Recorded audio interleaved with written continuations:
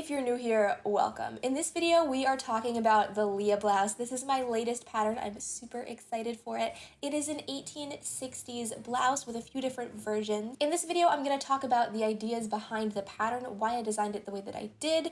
Then we're going to talk about common alterations and how to do them. I'm also going to talk about sizing, and then we are going to sew version 1 of this pattern. So this video will be time-stamped, so if you would like to skip ahead to the construction, go ahead and do that. Otherwise, let's get right into it.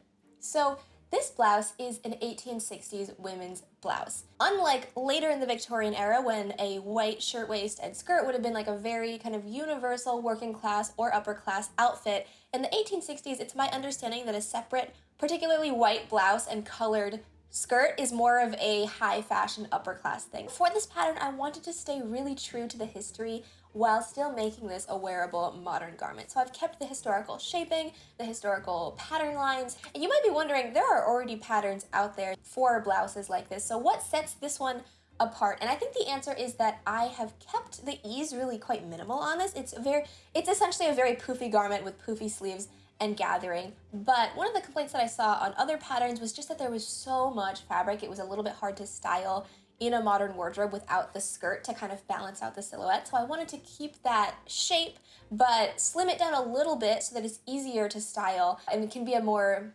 versatile piece. Alterations. So there are a few basic alterations that you may need to do on this garment. I recommend making a mock-up of this before sewing your final garment, especially if you are making a version with a waistband. Doing length alterations on the body and the sleeves are probably the most basic and most common alteration that people are going to need to make. It's just going to depend on your preferences and your proportions. So to start, we're going to draw a vertical line. You could also use the grain line, and then draw a perpendicular line, horizontal, going right across between those two parallel vertical edges. All of these pattern pieces have parallel vertical edges for the sides. Then we're going to cut horizontally along that line, and then if you're lengthening, you'll want to take another piece of paper, draw a straight line on it with a ruler, and line up your pattern pieces with space in the middle, however much length you want to add, tape them down, redraw the sides, and cut it out, and you have your lengthened pattern. And make sure that you lengthen the front and the back the same amount. The sleeves, you may need to lengthen a slightly different amount. To shorten, we can do the same thing, except you don't need to add paper behind because we are just sliding those two pieces together, overlapping them, and then taping them together. Personally, I need to shorten the body a little over 1 inch, and I shorten the sleeves about 2 inches. I'm 5 feet tall. I can't really give you a formula for how you should shorten or lengthen the garment depending on your height because everyone has a different torso length, different natural waist height, different posture, so it's really going to depend on you. Make a mock-up to find out. The next alteration we're going to do is a straight shoulder alteration. So a bunch of my pattern testers needed to do this. I did straighten the shoulders in the pattern itself from the original pattern. So hopefully this shoulder angle will fit most of you, but if you are getting the shoulders seem to fit well, but then by the neck you're getting kind of loose folds, you may have more straight shoulders than this pattern is made for. So you can alter the pattern by lifting the sides of the shoulders to create a more straight shoulder, which should get rid of your loose puckering around the neck. So to do that, we're going to draw a line with a ruler from the middle neck point out to the arm side. We're going to cut that up, leaving a little bit of paper connected at the neck. Then we're going to open up the pattern and add space vertically in the arm side, lifting the shoulder while keeping the neck point the same. Find another piece of paper and tape it down and then smooth out that arm side curve. You can do this on both the front and the back. For the cuff, if it's too small, you can just increase the size of the cuff and you don't have to worry about the sleeve since there is a lot of gathering. For the collar, however, if you want to make the collar larger, you're going to also have to scoop out the neck a little bit. So to do that, you can draw in a line inside where the default neckline sits. I recommend doing this just a tiny bit at a time. It's easy to scoop out too much when you do this, and then you'll want to extend your collar piece. You can kind of use the pattern piece, turn the pattern piece up and curve the paper to see how long you need your collar to be. You can also cut it a little bit long and then just pin it in place and cut off the excess when you're sewing. So sizing. I recommend going off of your chest measurement primarily. If you're making a version with a waistband, version 1 or 3, you can cut the waistband a different size than the rest of the garment if you have a different size waist. Let's get into actually putting this pattern together. So first of all, when you cut out your pattern pieces in fabric, make sure that you add seam allowance. For the construction methods in this pattern, I recommend at least 1/2 inch or 1.3 centimeters.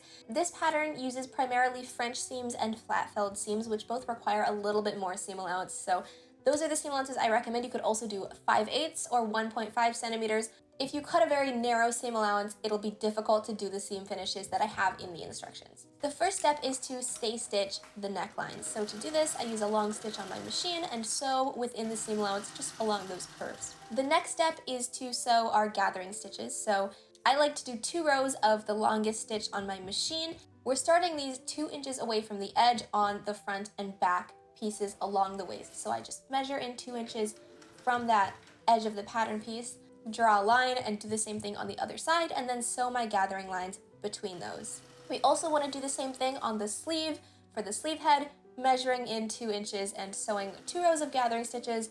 The next step is to hem the center front. This is going to be our overlapping button closure. To do this, we're going to fold the seam allowance in, press it, fold again 1 inch and press that, and then stitch this down. The next step is to do our shoulder seams and side seams. So these are done with a French seam. You're going to start right sides out, wrong sides together, and sew your seams with a little bit less than half your seam allowance, trimming the seam allowance down really narrow, pressing it, and then sewing again right sides together with a slightly larger seam allowance. The next step we're going to do is attach the waistband. So first we're going to mark the quarter points on the waistband, first folding the waistband in half and marking the center, and then folding that in half again and marking those fold points. Remember to leave your seam allowance out when you're folding the second time. Then we're going to line up those quarter points with the quarter points on the blouse, right sides together, but make sure to leave your seam allowance edges of the waistband overhanging because the waistband is not finished, whereas your blouse is already finished on that edge. Pin them in place and then using those gathering stitches, easing the body down into the waistband. As you're doing this, you want to focus your gathers in the center front and center back, so that's in the center back and then in the front near your front edges. Pin this in place and sew it down. Once these are sewn together, you can trim your seam allowance down to about 3/8 of an inch or 1 centimeter, and then press everything towards the waistband. Then press the short ends of the waistband in, and then press the long edge seam allowance in, and then press the entire thing in half, covering up all your raw edges.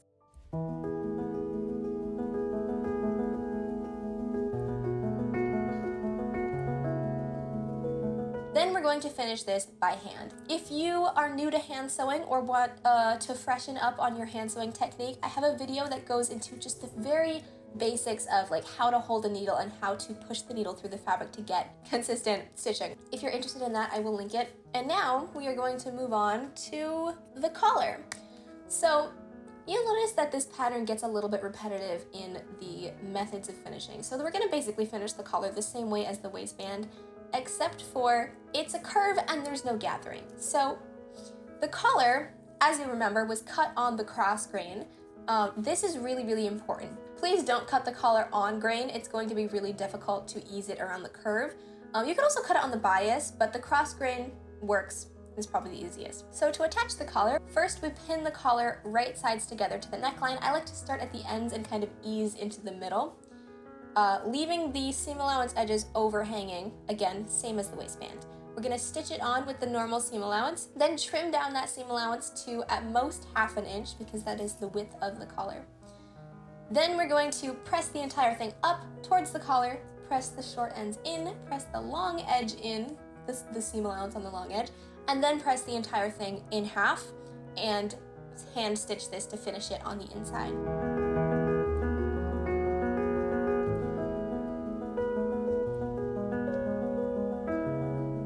So now we're going to construct the sleeves. To do this, we'll fold them in half lengthwise and then sew along that line, stopping 4 inches away from the cuff side. There is a mark for this on the pattern, or you can just measure 4 inches.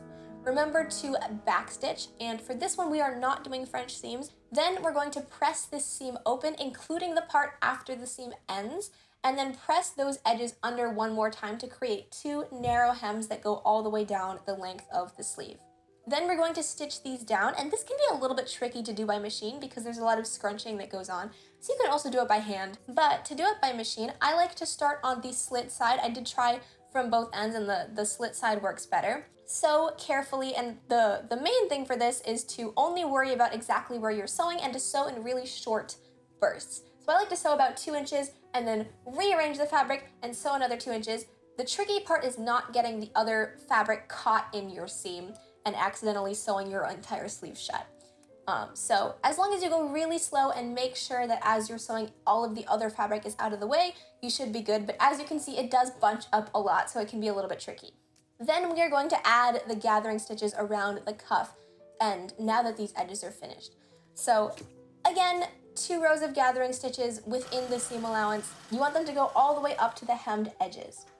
Then we're gonna attach the cuff. This is going to be done the same way as the waistband and the collar. With the seam allowance edge of the cuff overhanging, we're going to pin the ends and then gather the sleeve down to fit inside, pin it heavily, and stitch it on. Then trim your seam allowance down to about 3/8 of an inch, press everything out towards the cuff, press the short edges under, press the long edge under, and then press the entire thing in half lengthwise and finish by hand. The last thing is to add the buttons and buttonholes. So for the cuff, align your buttonhole parallel with the cuff, so it should be going lengthwise. That's the way the button's pulling. For the front, I like to do a horizontal button at the collar and at the waistband, but have the rest of them vertical. And that is it. This blouse is finished. Little montage of styling it.